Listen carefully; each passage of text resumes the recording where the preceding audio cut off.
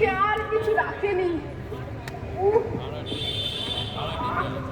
যাই আমি একটু চা খাই গে। আরে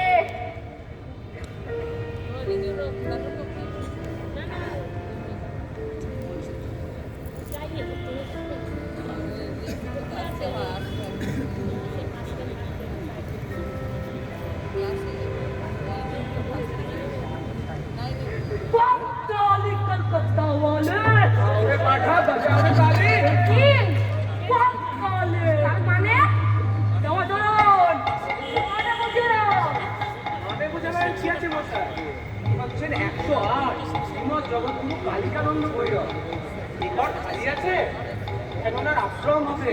ভাড়া কত দেবেন?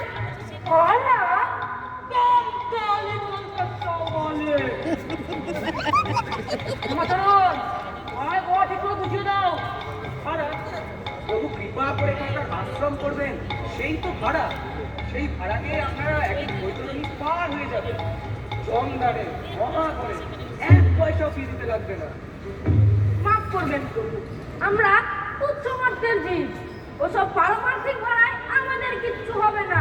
আমাদের নগদ টাকা দরকার। টাকা কি রে? রজত কাঞ্চন ফুলের অনন্ত আলোক, ওটা রৌনক কুম্ভিতাকে ডুবে মরবি। একেবারে হাতের মুক্তি বলতে এনে দেবো। চলে যাবি। শুনুন, একেবারে খালি বিক্রম শুনে দাও, বুঝিয়ে দাও। তাহলে বলে তাহলে ভগবান সংসারে কেই বা কার তুই আটি যাবে সার তাই তো নয়। কালিকা আছে তাহলে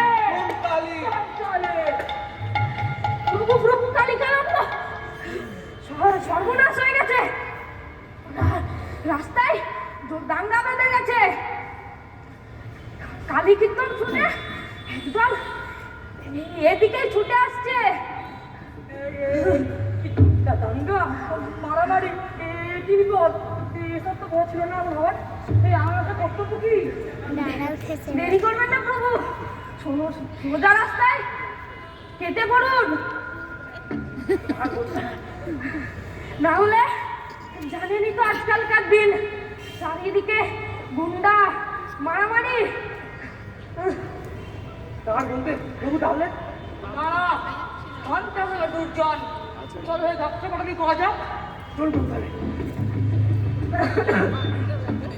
যাই হোক বিবেক হয়েছে, না হলে যা কালী কীর্তন ধরেছিলাম আর একটু হলেই আমার দমটা ফেটে যাচ্ছিল। এবার কিন্তু কাকার জন্য আমার একটু সহানুভূতিই হচ্ছে।